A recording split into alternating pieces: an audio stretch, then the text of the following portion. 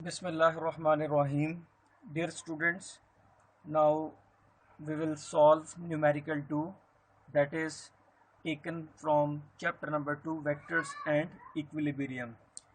Numerical की statement में ये कहा गया है कि एक इंसेक्ट है, वो एक कॉर्नर में बैठा हुआ है किसी रूम में और उसके जो कोऑर्डिनेट्स हैं वो हमें गिवन है।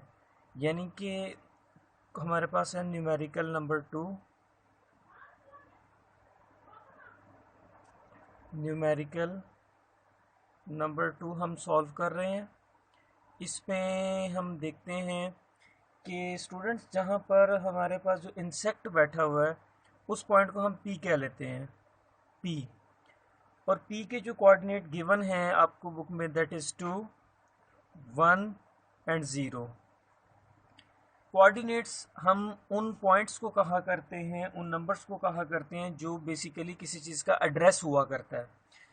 अब यहाँ पर अगर हम देखें तो ये जो 2 है ये बेसिकली हमारे पास क्या है, ये x है।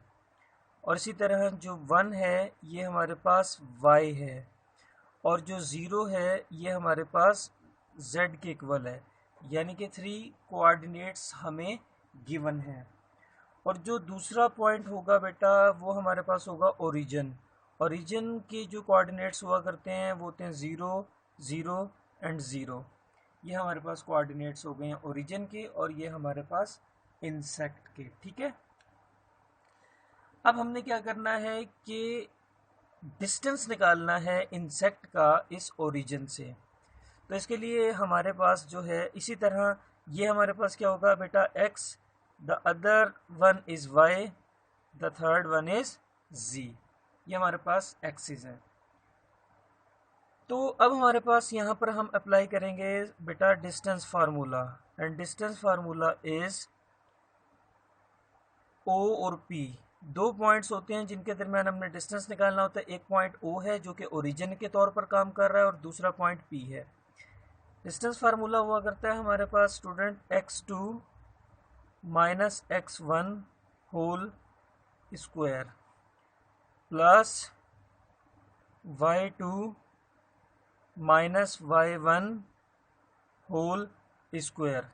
Similarly z2 minus z1 whole square.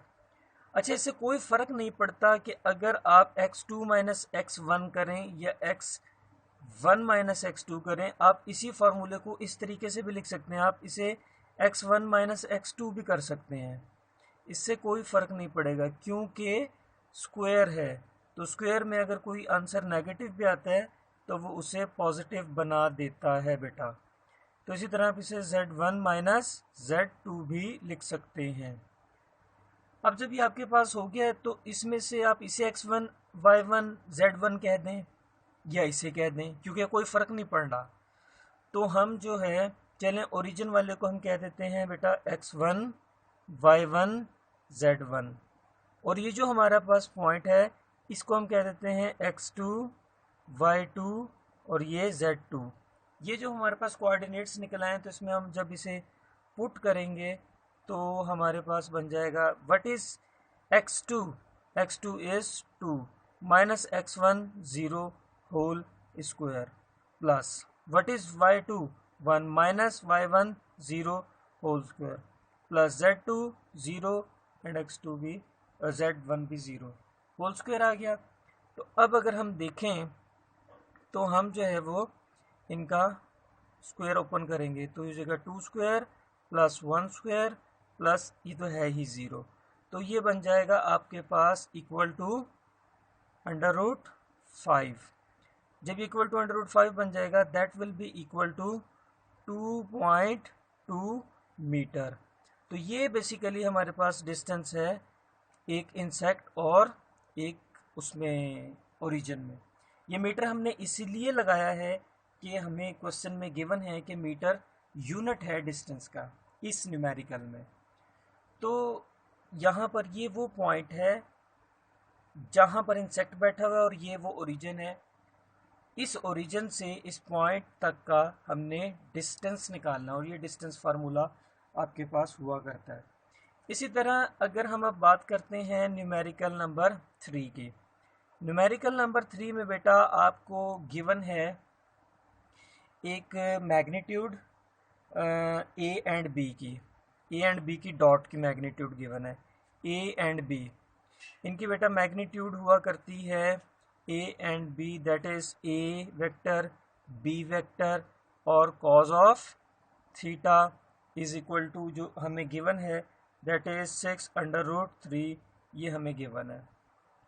इसी तरह बेटा जो ए है हमारे पास एक वेक्टर और एक वेक्टर बी है, उन दोनों का क्रॉस करवाया है।